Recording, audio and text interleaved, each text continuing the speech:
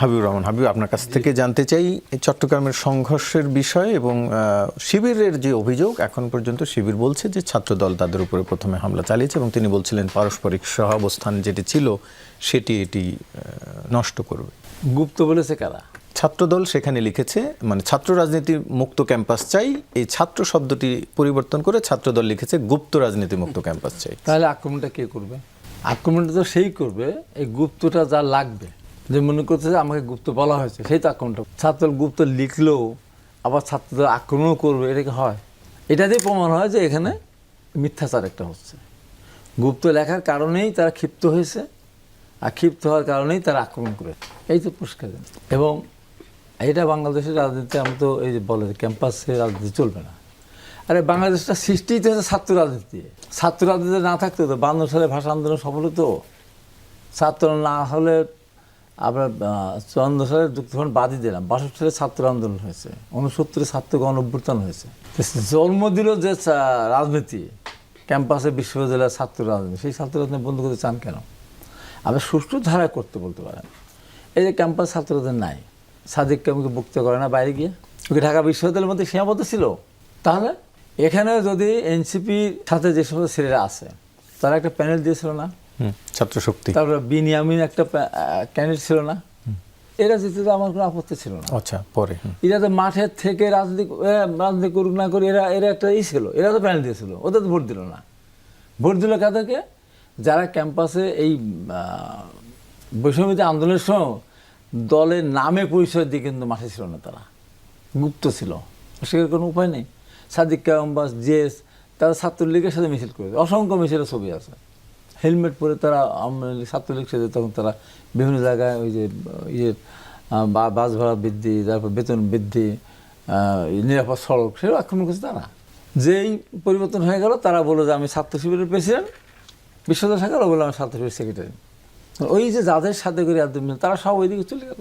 যার কারণে ডাকসু নির্বাচন হওয়ার পরে, ডাকসু সরকার নির্বাচন হওয়ার পরে আমাদের টকশোতে আমাদের বলতো যে এই যে ছাত্র সংগঠন মানে ছাত্র সব যে এই ছাত্র শিবির, একদিকে শিবিরের নামে কিন্তু কোথাও কোনো ভোট করা নাই, যে ছাত্র শিবিরের প্যানেল এই নামে কোনো ভোট করা নাই। ভোট করেছে একটা নিরপেক্ষ প্যানেল নাম দিয়ে, সেখানে খ্রিস্টান, বৌদ্ধ, পাহাড়ি সবাইকে নিয়ে সেখানে করেছিল। তা আমাদের তো প্রশ্ন করতো যে তাহলে ডাকসু নির্বাচনে এইভাবে জাকরু সবই যদি তারা জিততো, তাহলে জাতীয় রাজনীতি কী হবে? আমি জাতীয় রাজনীতি আপনার 72 সালে যখন নির্বাচন হলো, তখন সেই নির্বাচন করে বোঝা যাচ্ছে সেলিম ভিভি হয়েছিল। আবার আওয়ামী লীগ ক্ষমতায়, ছাত্রলীগ আর ছাত্রলীগ একসাথে প্যানেল দিল, তারপরে আবার জাতীয় ছাত্রলীগ সেখানে তারা জিতে যাচ্ছিল, যে কারণে ব্যালট বাক্স ছিনতাই হলো। আবার যখন নির্বাচন হলো 73 সালে, তখন আবার জাসদের সেই অবস্থানটা ছিল না। তাহলে ছাত্র রাজনীতি আর মানুষের রাজনীতির পার্থক্য আছে। আগামীতে নির্বাচন হবে, আমি জোর দিয়েই বলতাম, আগামীতে নির্বাচন হলে সেই নির্বাচনে বিএনপি একক সংখ্যাগরিষ্ঠতা অর্জন করবে।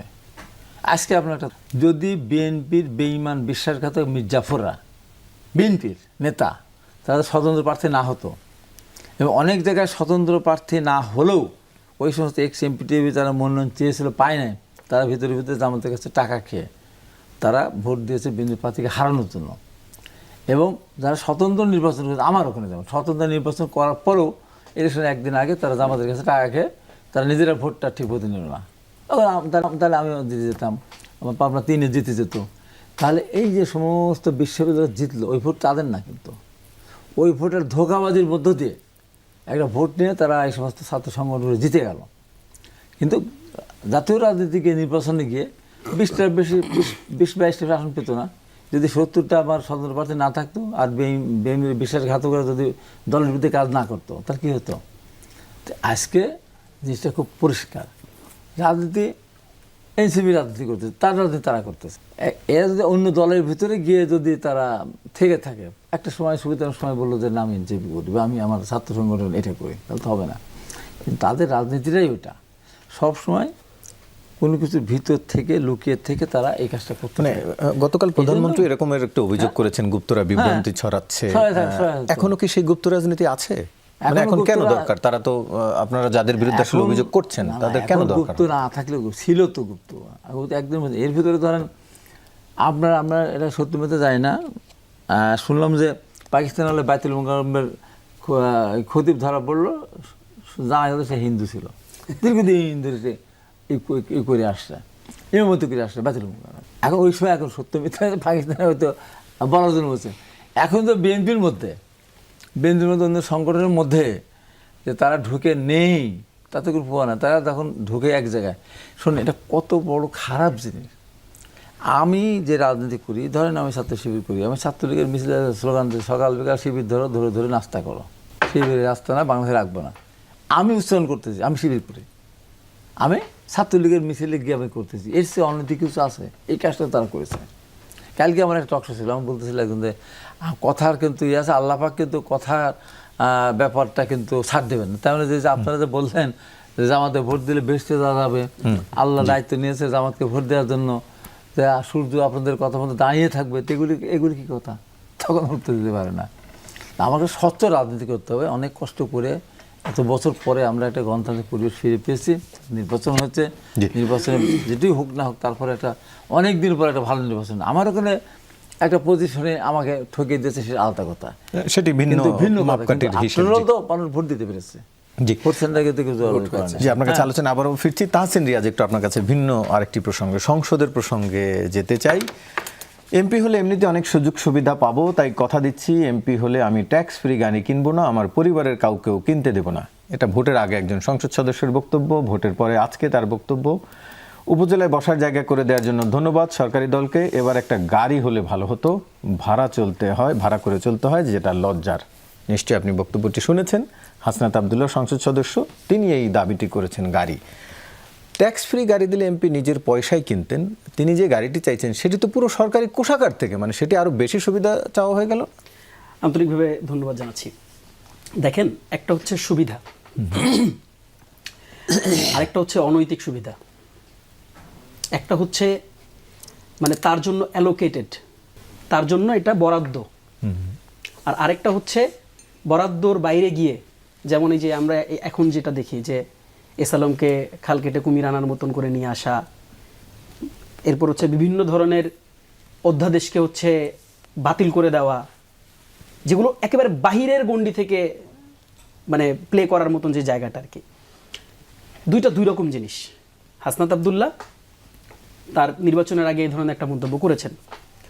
সেই মন্তব্যটা তিনি তার একটা পজিশন থেকে করেছেন। সেই পজিশনটা খুব স্বাভাবিক একটা পজিশন ছিল। স্বাভাবিক পজিশনটা ছিল এটাকে যদি আপনি মেটাফরিক্যালি চিন্তা করেন, মেটাফরিক্যালি তিনি এটা বোঝাতে চেয়েছেন যে আমরা রাষ্ট্রের যে কোষাগার বা রাষ্ট্রের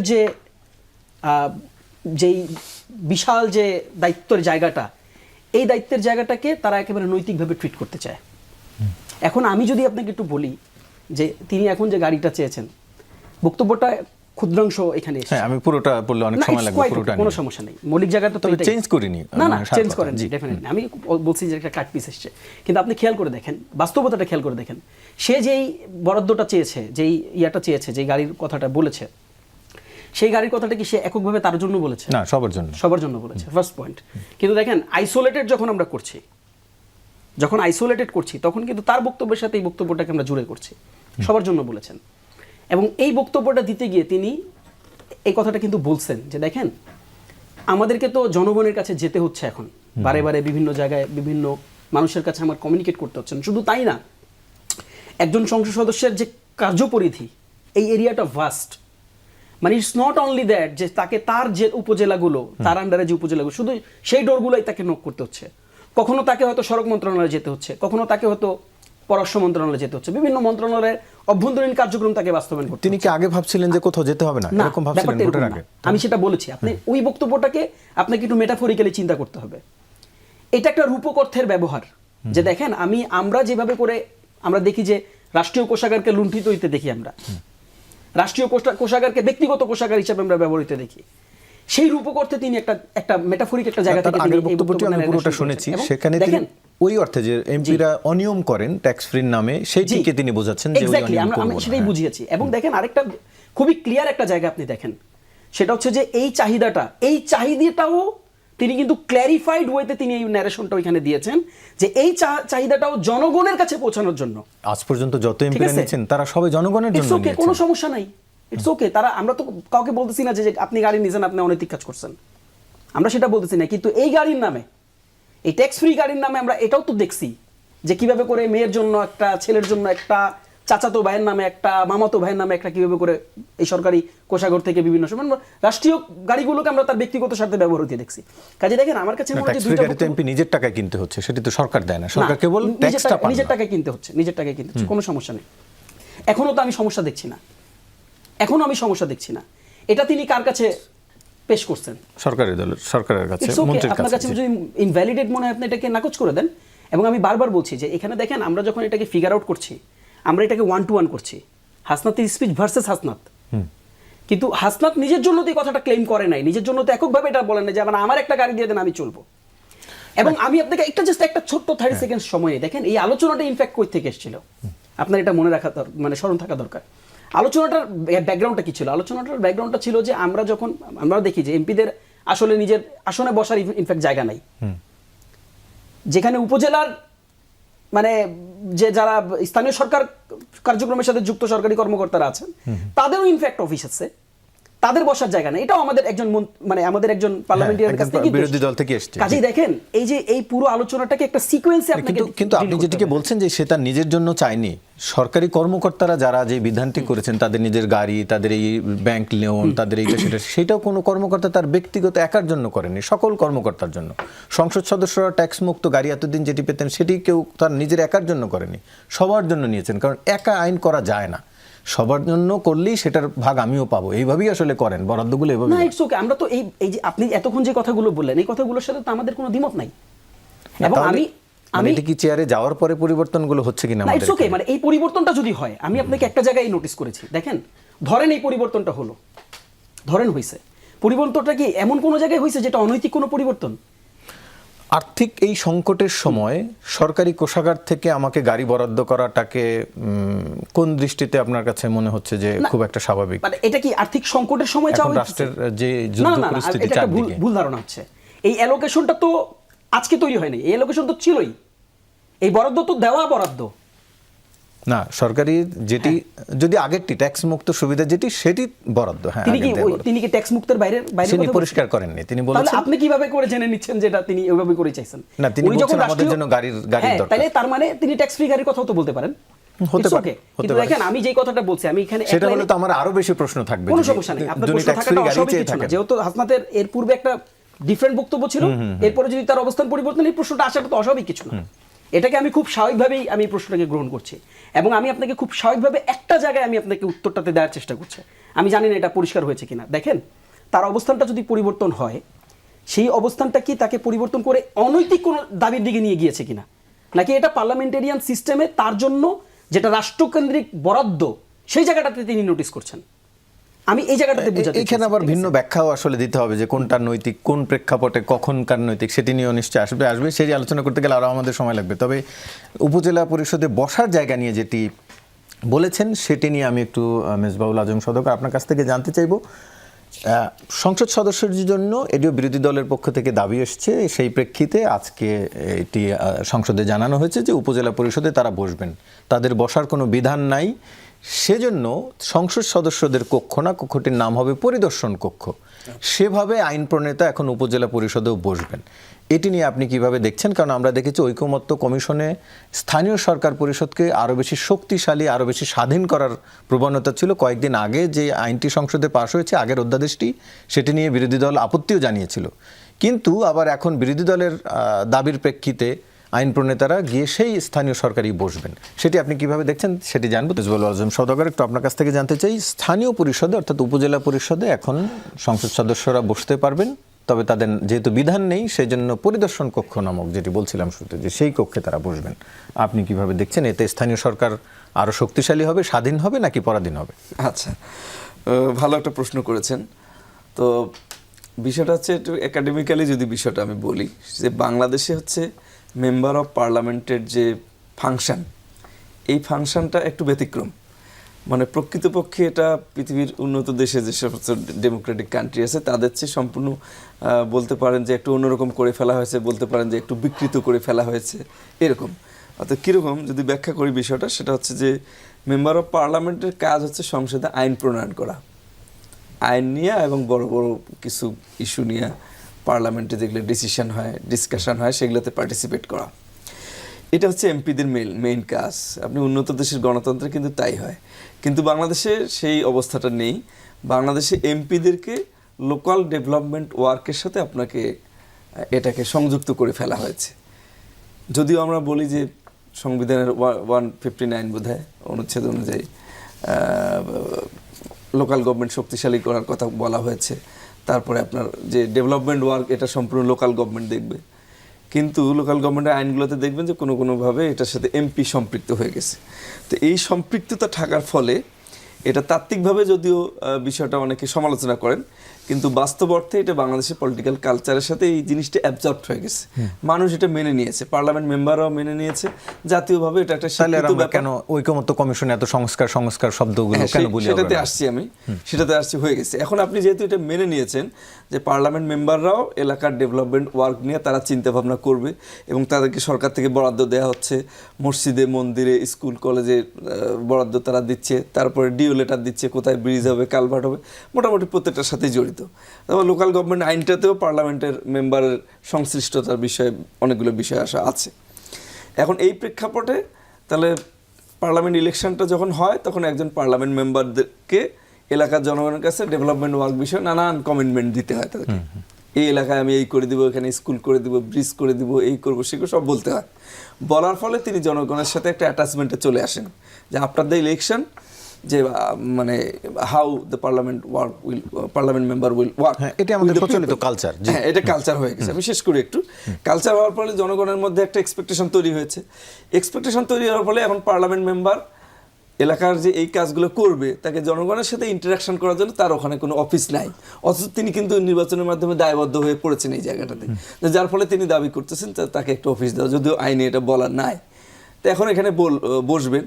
এখন যদি আপনি এটা প্রকৃতপক্ষে আপনি এটাকে সেপারেশন করতে চান, তাহলে সব আইনে আপনাকে সংশোধন করে পার্লামেন্ট মেম্বারদেরকে ডেভেলপমেন্ট ওয়ার্ক থেকে আপনাকে বাইরে রাখতে হবে। আর যদি আপনি পার্লামেন্ট মেম্বারদেরকে ডেভেলপমেন্ট ওয়ার্কের সাথে আপনি সংযুক্ত রাখতে চান, তাহলে অবশ্যই পার্লামেন্ট মেম্বারদের একটা বসার জায়গা থাকতে হবে, কারণ এলাকার মানুষের সাথে তিনি অ্যাটাচমেন্টে চলে গিয়েছেন, কমিটমেন্টে আবদ্ধ তিনি, তাকে তো ইন্টারাকশন করতে হবে। তাহলে তো প্রচলিত যে সিস্টেম অনুযায়ী বিএনপি, দুদক, মানবাধিকার কমিশন, যেসব জায়গাতে প্রচলিত সিস্টেম অনুযায়ী তারা তাদের পক্ষের লোককে নিয়োগের কথা বলছেন, সেখানে কেন আপত্তি দেখছেন আপনারা? বা আপনি বা আপনার কথা বলছি না, অনেকে আপত্তি দেখছে, বিরোধী দল আপত্তি দেখছে, না তারাও তো প্রচলিত সিস্টেম অনুযায়ী নিয়োগ দিতে বলছেন। না, এটা তো দুইটা তো ভিন্ন ভিন্ন ব্যাপার। মানে পার্লামেন্ট মেম্বার ওইটার ক্ষেত্রে বিপক্ষে যাচ্ছে বলে এরকম? পার্লামেন্ট মেম্বারের ব্যাপারটা ভিন্ন কেন বললাম, এটা তো ডিরেক্ট উনি জনগণের ভোট নিয়ে জনগণের রিপ্রেজেন্টেটিভ হিসেবে উনি কাজ করতেছে। এটার সাথে মানবাধিকার কমিশনকে মিলালে তো আপনার হবে না, কারণ পার্লামেন্ট আমি বলছি ওই থটের সাথে যে প্রচলিত সিস্টেমকে, যেহেতু ঐকমত্য কমিশন এসব নিয়ে পুরো বিষয় নিয়ে আসলে রাষ্ট্র সংস্কারের দাবি, তো সব জায়গাতেই সংস্কার আনার কথা বলছিল, ওই সংস্কারের কেন বিপক্ষে আপনারা আর এই সংস্কারের পক্ষে? সেই জায়গাটা আমি আলাদা করে সংস্কারের পক্ষে বিপক্ষে এখানে ব্যাপার না। ব্যাপারটা হচ্ছে আপনার পলিটিক্যাল কালচারের সাথে এটাকে ভালো খারাপ দিয়ে আপনি বিবেচনা করতে পারবেন না। বিষয়টা হচ্ছে যে এমপিদের ডেভেলপমেন্ট ওয়ার্কের সাথে অ্যাটাচমেন্টের ব্যাপারটা একটা ইনস্টিটিউশনালাইজড রূপ ধারণ করেছে আর কি, যার ফলে এখান থেকে আপনার সরে আসতে হলে অনেক জায়গায় আপনার পরিবর্তন করে সেইভাবে আসতে হবে। কিন্তু যদি আপনি এটাতে থাকতে চান, তাহলে পার্লামেন্ট মেম্বারদেরকে অবশ্যই এলাকার জনগণের সাথে অ্যাটাচমেন্টে থাকতে হবে, তাছাড়া তো নির্বাচনে জিততে পারবেন না। জি, হাবিবুর রহমান হাবিব, একটু আপনার কাছ থেকে জানতে চাই দুটি বিষয় নিয়েই, এমপিদের এলাকায় বসা, উপজেলা পরিষদে এবং গাড়ির সুবিধা, সেটি স্বরাষ্ট্রমন্ত্রী বলেছেন সেটি বিবেচনা করবেন তারা, যেহেতু প্রধানমন্ত্রী বলেছেন ওই ট্যাক্স ফ্রি গাড়ি নেবেন না কেউ, বেশি সুবিধা, তবে এই দাবির প্রেক্ষিতে অর্থাৎ এমপিদের যাতায়াতের জন্য গাড়ির বিষয়টি বিবেচনা করবেন। কিভাবে দেখছেন স্থানীয় সরকারে সংসদ সদস্যদের অবস্থান? না, গাড়ির ব্যাপারটা হলো যে সরকারে যারা একটা পর্যায় পর্যন্ত অফিসার, ডিসি তার আগ থেকে, এডিসি থেকে শুরু করে ইউনো থেকে শুরু করে সবারই গাড়ি আছে, দামি দামি গাড়ি, 2 কোটি 1.5 কোটি 3 কোটি টাকা। উপজেলা চেয়ারম্যানের গাড়ি আছে, সরকার থেকে বরাদ্দ দেয়। সেই হিসাবে এমপিরা মনে করতে পারে তাদেরও একটা সরকারি গাড়ি থাকা উচিত, এটাই মনে হয় কথার মূল। এটাই বলেছেন। হ্যাঁ, এটাই একদম অযৌক্তিক তাও না। যেটা হতো আমাদের দেশে যে ট্যাক্স ফ্রি গাড়ি, আমি একদম জেনেই বলছি আপনাকে, ট্যাক্স ফ্রি গাড়ি 600% ট্যাক্স। একটা গাড়ির দাম ধরেন 1 কোটি, তাই গাড়িটার দাম পড়ে 7 কোটি। আমাদের 1 কোটি টাকা দিয়ে অনেক সংসদ সদস্যই গাড়িটা কিনতে পারতেন না। এই গাড়িটা বিক্রি করে দেয় 3 কোটি টাকা নিয়ে বিক্রি করে দেয় কাদের কাছে? যারা ওই ব্যবসায়ী, ব্যাংক থেকে টাকা নিয়েছে, ঋণ খেলাপি বা যারা বড় ব্যবসায়ী, নামধারী। এখন এই দেশে যারা বড় ব্যবসায়ী সবাই তো ফকির। ব্যাংকে যে দেনা আছে তাদের, সেটা দিলিবার কিছুই থাকেন তাদের। তো এরা ওই গাড়িটা কেনে। এই গাড়ি কিন্তু আপনার করতে পারেন, এই গাড়ি কিন্তু যে এমপিরা কিন্তু এরা কেনে না। আমি দেখেছি, আমাকে দেখিয়ে আমি বলছি। কিন্তু সেই কারণেই আমাদের সংসদ সদস্যরা একটা বড় সাশ্রয়, সরকার টাকাটা যেন কম খরচ হয়, এই কারণে কিন্তু এটা করা। তো এখন উপজেলাতে আপনাদের বরাদ্দ, যেটা একটা অফিস বরাদ্দ, এখানে একটা জিনিস হলো কি, এমনি আমি আপনাকে বলবো, এমনিতে যে জিনিসটা হয়ে গেছে আমার দেশে, ধরেন ইউনিয়ন কাউন্সিলর অফিস আছে, ইউনিয়ন কাউন্সিল মেম্বার আছে, চেয়ারম্যান আছে, তারপর আওয়ামী লীগের সময় এসে আবার একটা মহিলা মেম্বার এবং পৌরসভাতে কাউন্সিলর, ওদেরকে মেম্বার কাউন্সিলর বলে। এই একজন মহিলা কাউন্সিলর বা একজন মেম্বার মহিলা, তার এলাকায় 3টা জায়গায় তাকে কিন্তু 3 ওয়ার্ডে তাকে ভোট করতে হয়।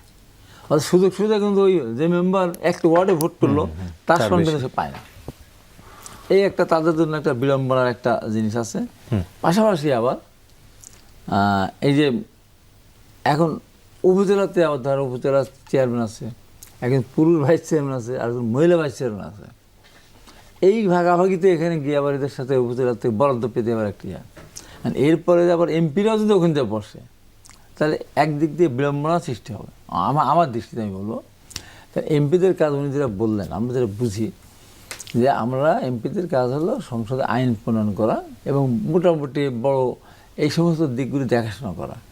একজন এমপি বলবে, আমি যেমন কালকে গেছিলাম, আমি আমার এলাকার জন্য আমি গিয়েছিলাম শিক্ষা ভবনে, আমি সিভিনের কাছে গিয়েছিলাম আমার এলাকার কিছু যে এইটি বিল্ডিং ডিলিংয়ের জন্য।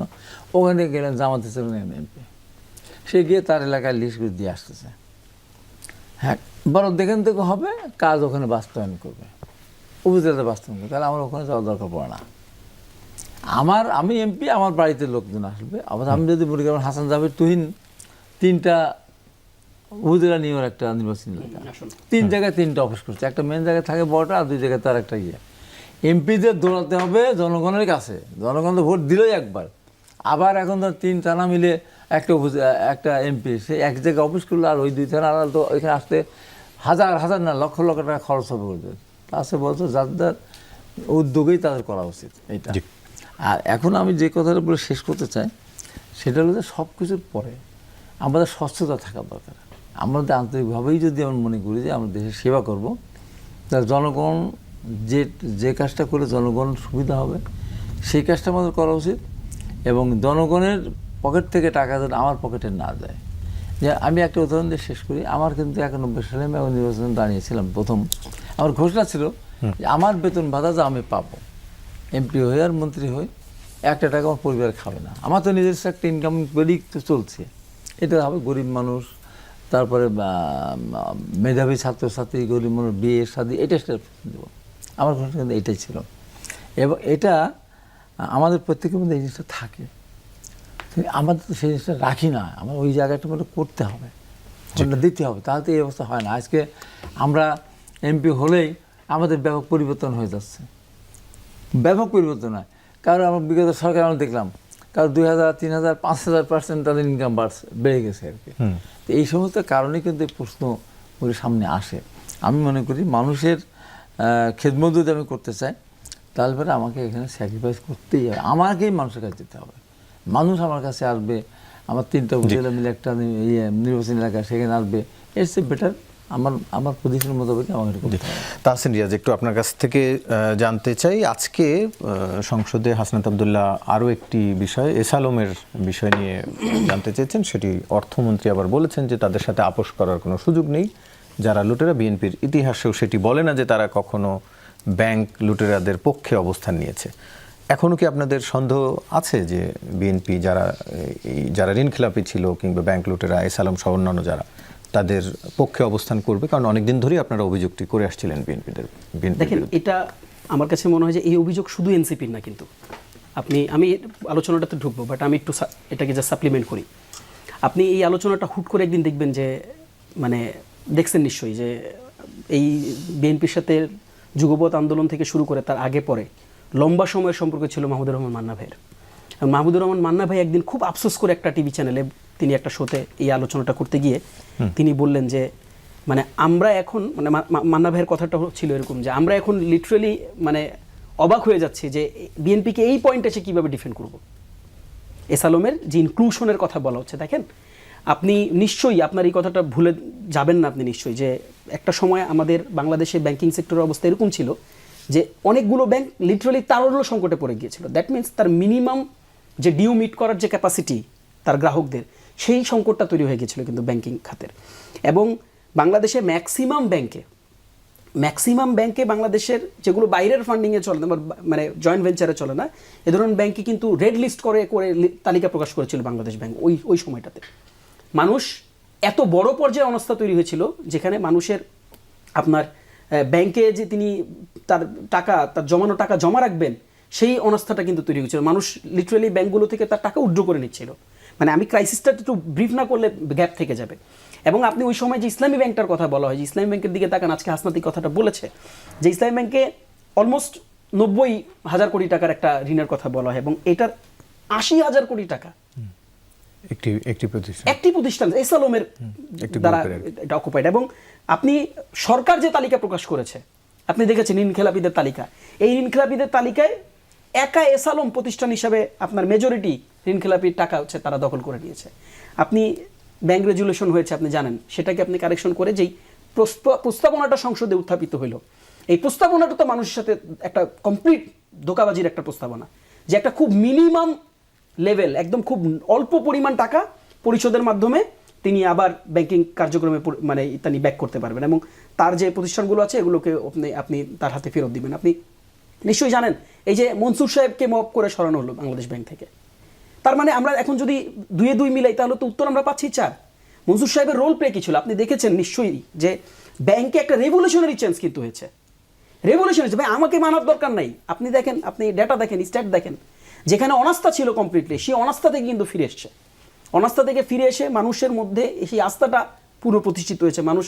এবং শুধু তাই না, আমরা দেখেছি যে একটা ভিন্ন পদ্ধতি এখন ইসলামী ব্যাংকে মানে অকুপাই করার জন্য ভিন্ন পদ্ধতি। আপনি খুব সারপ্রাইজিং, যেই চাকরিচ্যুত লোকজন ইসলামী ব্যাংকের যে গ্রুপ অফ পিপলকে তারা চাকরি থেকে সরিয়েছে, তারা সেখানে একটা বিরাট সংখ্যক লোকজন তারা সেখানে গিয়ে জড়ো হয়েছে এবং তাদের প্রথম দাবি চাকরি ফেরত দিতে হবে। দ্বিতীয় দাবিটা কি?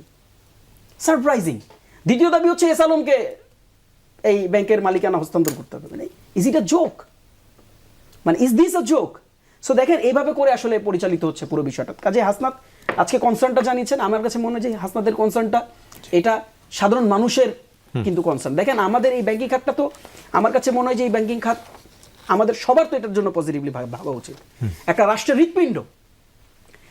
হৃৎপিণ্ড, কাজেই আমার কাছে মনে হয় না যে এটা নিয়ে বিএনপি মানে এটা নিয়ে তাদের রিজিড পজিশন রাখবে।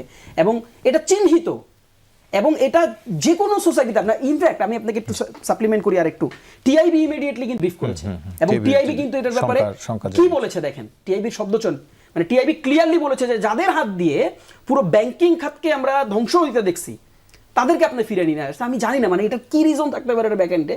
অনেকে জোড়াতালি দেয়, আমি আসলে ওই ধরনের জোড়াতালি দিতে চাই না, কে কার গাড়িতে উঠছে, কে কিভাবে উঠছে। উনি হয়তো তখন জানতেন না কার গাড়িতে উঠতেছেন, কিন্তু এখনো যদি তিনি না জানেন তিনি কার গাড়িতে উঠতেছেন, এটা কিন্তু মানুষের সাথে ধোঁকাবাজি করা হবে। এবং দিন শেষে সাফারার কি হবে? দিন শেষে কিন্তু সরকার সাফারার হবে এবং খুব সিগনিফিকেন্টলি সরকার সাফারার হবে। কারণ ব্যাংকিং খাতে যদি যে ধস নামবে, এই ধসের জবাব দিতে আমি আপনার কার কাছ থেকে নিব? জি, সরকারের কাছ থেকে আমরা জবাব দিতে হবে। কাজে এই ধরনের হঠকারী সিদ্ধান্ত থেকে তারা সরে আসবে। তাহসিন রিয়াজ, আপনাকে দিয়ে আলোচনা শুরু করি, পরে আমরা একটু বাকিদের থেকে যাই। মানবতা বিরোধী অপরাধের মামলায় এক আসামিকে জামিনে মুক্তি পাইয়ে দেওয়ার জন্য তার পরিবারের কাছ থেকে 1 কোটি টাকা চাওয়ার কথোপকথনের অডিও জেনুইন বলে নিশ্চিত হয়েছে আন্তর্জাতিক অপরাধ ট্রাইব্যুনালের চিফ প্রসিকিউটর কার্যালয়। বিষয়টাকে আপনি কিভাবে দেখেন? এই একজন প্রসিকিউটরের বিরুদ্ধে অভিযোগ এবং তৎকালীন চিফ প্রসিকিউটর জানতেন কিন্তু তাকে সরাননি, দায়িত্ব থেকে সরিয়েছেন, প্রসিকিউশন টিম থেকে সরাননি। এটি কি আসলে প্রক্রিয়াটিকে প্রশ্নবিদ্ধ করতে পারে? ওভারঅল প্রক্রিয়াকে প্রশ্নবিদ্ধ করার তো সুযোগ কম। কিন্তু প্রসিকিউটর হিসাবে আমি আজকেও নিউজটা দেখলাম, উনি যদি এই ধরনের কার্যক্রমের সাথে যুক্ত থাকেন, আমার কাছে মনে হয় যে খুব সিভিয়ারলি তাকে অ্যাকিউজড করা দরকার। এবং এটা তো চরম লেভেলের ভিট্রে করা, পুরো জুলাইয়ের যে স্পিরিট এবং এত স্যাক্রিফাইস, এই এত রক্ত, এত মায়েদের কান্না, এটার কমপ্লিট বিপরীত অবস্থান নেওয়া। দেখেন, একটা হচ্ছে বিচার না হওয়া, স্লো হওয়া, এগুলো অনেক প্রক্রিয়ার অংশ, আইনের জটিলতা, এগুলো প্রসেসের অংশ। এগুলোর ব্যাপারে আমরা কথা বলি, এগুলোর ব্যাপারে আমরা সাফোকেশন প্রকাশ করি, আমাদের মধ্যে বেতৃষ্ণা কাজ করে। কিন্তু মানে আপনি এই পুরো এত একটা মানে মানে দামি একটা পজিশনকে আপনি এইভাবে করে যদি করেন, তাহলে এটা খুবই দুঃখজনক। এবং আমি খুব আনফর্চুনেটলি আমি আপনাকে বলি, আপনি তার দলীয় পজিশন সম্পর্কে জানেন কিনা জানি না, তিনি কিন্তু মানে সরকার দলের মানে বিভিন্ন রাজনৈতিক মানে কার্যক্রমের সাথে অংশীদার ছিলেন এবং তার একটা দলীয় পজিশনও ছিল। আমি সেই দলীয় পজিশনটা আপনাকে বলছি না।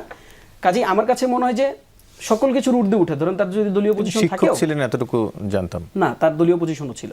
আচ্ছা, তার দলীয় পজিশনের বাইরেও যদি গিয়ে চিন্তা করি, দেখেন আসলে মানে মানে যিনি দোষী তার তো আসলে দল বেদলের ম্যাটার করে না, ম্যাটার করে হচ্ছে যে তাকে সেটা যদি প্রমাণিত হয়, তাকে ডেফিনেটলি এটা শাস্তি তাকে দিতে হবে, দেওয়া উচিত, এবং সেটাও প্রক্রিয়ার অংশ হিসাবে তাকে শাস্তির আওতায় নিয়ে আসা উচিত। আর আপনি যেটা বলেছেন যে এটা সামগ্রিক প্রক্রিয়াকে প্রশ্নবিদ্ধ করে কিনা, আমার কাছে মনে হয় না যে ওনার একক ব্যক্তির উপরে সামগ্রিক প্রক্রিয়া আসলে কানেক্টেড। তার সাথে প্রক্রিয়াগতভাবে যদি কোনো কিছু কানেকশন থাকে, সেই প্রক্রিয়াগুলোকে আমরা প্রশ্নবিদ্ধ করতে পারি, সেই প্রক্রিয়া নিয়ে প্রশ্ন উঠতে পারে, এবং সেই প্রক্রিয়ার প্রশ্নের জবাবও ডেফিনেটলি এখন তো প্রসিকিউটর আছেন, নতুন প্রসিকিউটর হিসাবে যিনি কর্মরত আছেন, তিনিও যথেষ্ট ডেডিকেটেড মানুষ বলে আমরা জানি। আশা করি তার কাছ থেকে আমরা এই উত্তরগুলো পাবো। এবং তিনি কিন্তু ইমিডিয়েটলি অ্যাড্রেস করেছিলেন বিষয়টা, তিনি যখন জয়েন করেন ওই সময় আসলে এই আলোচনাটা চাউর করেছিল, তো তিনি তার মতন করে অ্যাড্রেস করেছেন। তিনিও বলেছিলেন প্রক্রিয়া আমরা দেখব এবং তার বিপরীতে আমরা আমাদের মতন করে অবস্থান নেব। জি, হাবিবুর রহমান হাবিব ভাই, একটু আপনার কাছ থেকেও একই বিষয়ে জানতে চাই। আওয়ামী লীগের একজন সাবেক এমপিকে জামিন পাইয়ে দেওয়ার জন্য এই টাকা বিনিময়ের অভিযোগ উঠছিল, সেটি আজকে প্রমাণ পেয়েছে বলে জানিয়েছে। এটা খুব দুঃখজনক। আমি সর্বপ্রথম উচ্চারণ করেছিলাম সাবের হোসেন চৌধুরী, দুইটা মামলা, মার্ডার কেসের আসামি, আরও 4টা মামলা ছিল, 6টা মামলা, এবং উনি রিমান্ডে চলাকালীন সময়, রিমান্ড চলতেছিল, সেই মুহূর্তে উনি জামিন পেয়ে গেলেন। সেদিনে প্রতিবাদ করেছিলেন, এটা হয়, পৃথিবীর ইতিহাসটা হয়েছে। এবং পরের দিন তার দেখা থেকে আব্দুল মান্নান সাহেব গিয়ে আবার জামিন পেলেন। এর কিসের বিনিময়ে এগুলো হয়? এর বোঝারও তো একটা ব্যাপার আছে। 6টা মামলা রিমান্ড চলছে, তার প্রতি তাকে জামিন দেয় কী করে? বিগত সরকারের সময় আমরা এরকম অনেক ঘটনা আমরা জানছি। সেটা তো এই সরকারের আমলেও স্পিকার শিরিন শারমিনকে জামিন এই রিমান্ডে ছিলেন না, কিন্তু তড়িঘড়ি করে বেশ দ্রুততার সাথে জামিন পেয়েছে। এখন এই যে আইনের যে মারপ্যাচগুলি আছে, আবার আমরা দেখেছি কোনো ঘটনা ঘটেনি, বিদ্যুৎও চমকায়নি আকাশে, জোরে ঝড়ও হয়নি, সেসব মামলায় আমাদের বিস্ফোরকের ধারায় মামলা দিয়ে সাজা। আমি তো প্রথম সাজাপ্রাপ্ত আসলে আমি মোহাম্মদ শাহজাহান, লিঙ্কন, শামীম, বেলাল, মনির সহ প্রথম সাজা আমার দিল না, আমার টকশো থেকে ধরে নিয়ে গেল, দিয়ে আমার সাজা দিল। তো এই যে অবস্থা করলে, এখন আমার কথা হলো যে শিরিন শারমিন উনি স্পিকার ছিলেন, উনি ছিলেন বা কোথায় এতদিন? বিগত সরকার এই সরকার তো আসলো 2 মাস হলো কেবল, এতদিন উনি বাংলাদেশে ছিলেন নাকি? বাইরে ধরে নিয়ে আসেন। তো এখানে অনেক আইন ফাঁকফোকর আছে। সবচেয়ে যে কথা প্রথম বলেছে, বিবেক। আমার বিবেক যদি আমি বিক্রি করে দিই, তাহলে আর কিছু থাকে না। আমাদের অবস্থা হচ্ছে তাই। এই জায়গা থেকে আমাদের সতর্ক হতে হবে কোনোভাবেই। আজকে অনেকে বলে আমরা তো ওই এত খুন করতে যাইনি, তাহলে খুনের মামলা আসামি হলো কেন? ওই যে বিশেষ জায়গায় কি। আমার কথা হলো কি যে আওয়ামী লীগ খুন করেছে, ধরে ধরে খুন করেছে, একদিন কি তারা প্রতিবাদ করেছে?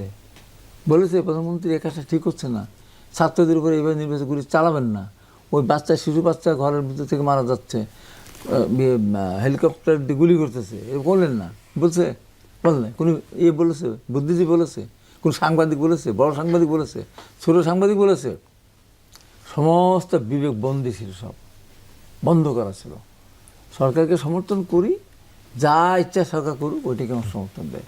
এই কারণে হয়ে গেছে সমস্যা। আমি যেমন ধর আমি দল করি, আমার দল বাধ্য হয়ে মাঝখান তো তারেক রহমানকে ধন্যবাদ জানালাম, 1.5 মাস তো উনি টানলেন, আবার তেল দাম বাড়ালেন না। অনেক আগেই বাড়ানোর কথা, বাড়ান না। এখন বাড়ানোর পরে অনেক কথা আসলে রাস্তায় লাইন দিয়ে দেখলাম, বিশ্বাস করে আমি এখনও বুঝে আসে না আমার, এত প্রাইভেট কার কেন অক্টেন আর পেট্রোলের লাইন ধরে থাকবে? ও তো থাকার কথা, তো গ্যাস স্টেশন নয়, এখানে কি তাদের মোটরসাইকেল, আজকে আমি মোটরসাইকেল উঠলাম, ও বলতো যে কী করবো, মোটরসাইকেল তেল ভরে নিয়ে আসলে কিছু টাকা দিলে টাঙ্কি ভরে দেয়। এই যে অবস্থা, আমরা যে এই যে অনৈতিকতা, আপনার ঘরের ভিতরে কি অক্টের চাষ হওয়ার কোনো সুযোগ আছে? হ্যাঁ, পেট্রোল চাষের সুযোগ আছে, এর ভিতরে পানির ড্রাম, মানে পুকুরের ভিতরে ড্রাম, এখানে আরো নজর দেওয়া উচিত। এই জায়গা থেকে আমাদের বিবেক যদি আমি যদি স্বচ্ছ না হয় তাহলে সম্ভবত মেজবাহুল আজম সদগর, একটু আপনার কাছ থেকে জানতে চাই, যুক্তরাষ্ট্রের সাথে আলোচিত বাণিজ্য চুক্তি বাতিল হবে না বলে জানিয়েছেন প্রধানমন্ত্রীর পলিসি অ্যান্ড স্ট্র্যাটেজি বিষয়ক উপদেষ্টা ডাক্তার জাহিদুর রহমান। যে এই চুক্তি নিয়ে আলোচিত সমালোচনা বিভিন্ন জায়গায় হয়েছে, বিশ্বের বিভিন্ন দেশেই করেছে, আবার কেউ কেউ বাতিলও করেছে, আপনার মন্তব্য জানতে চাই। পুরোটাই এটা হচ্ছে পাওয়ার পলিটিক্স, জিও পলিটিক্স, এই বিষয়গুলোর সাথে সম্পর্কিত। কারণ একটা রাষ্ট্রের সাথে একটা রাষ্ট্রের অনেক সময় একটা ডিপেন্ডেন্সি রিলেশনশিপ তৈরি হয়। তো ডিপেন্ডেন্সি রিলেশনশিপ যখন তৈরি হয়, তখন রাষ্ট্র কোনো না কোনোভাবে এই চুক্তিগুলো, এই ধরনের অনেক ধরনের চুক্তি করতে রাষ্ট্র বাধ্য হয়, এবং যেই কারণে নন ডিসক্লোজার এগ্রিমেন্টও স্বাক্ষরিত হয় বিভিন্ন দেশের সাথে।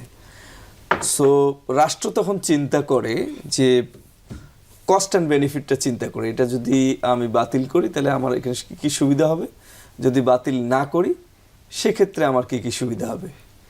ইন্টারন্যাশনাল ট্রেড হোক, অন্য বিষয়, জিও পলিটিক্যাল বিষয়, সব কিছু মিলে রাষ্ট্র এটা চিন্তা করতে বাধ্য, কারণ রাষ্ট্রকে তো তার ইন্টারেস্টে দেখতে হবে। এইটা করতে গিয়ে কিন্তু রাষ্ট্র এই সিদ্ধান্তটা নেয় যে সে বাতিল করবে কি করবে না। তো যখন রাষ্ট্র এটা সিদ্ধান্ত নেয়, তখন আপনি বুঝবেন যে রাষ্ট্রের এটা তার কস্ট বেনিফিট অ্যানালাইসিসের ফল। প্রত্যেক রাষ্ট্রের ক্ষেত্রে একই রেজাল্ট কখনো আসবে না।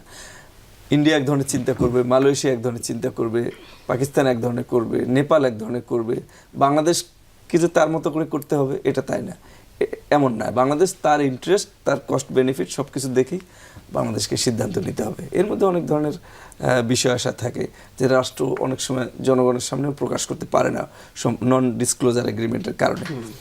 তো এটা হচ্ছে ফ্যাক্ট। এই নন ডিসক্লোজার এগ্রিমেন্টের পক্ষে আপনি?